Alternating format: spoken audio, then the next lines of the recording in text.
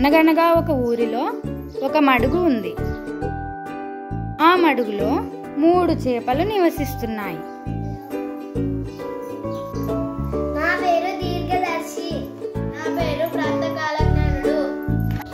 ఈ మడిగే బాగుంది, ఎక్కడ పోవాలో అవసరమే లేదు.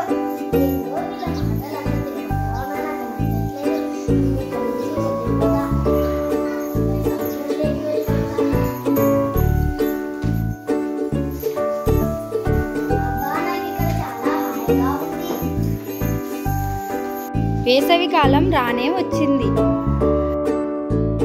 మడుగు దగ్గరికి వలలు పట్టుకుని జాలర్లు వచ్చారు.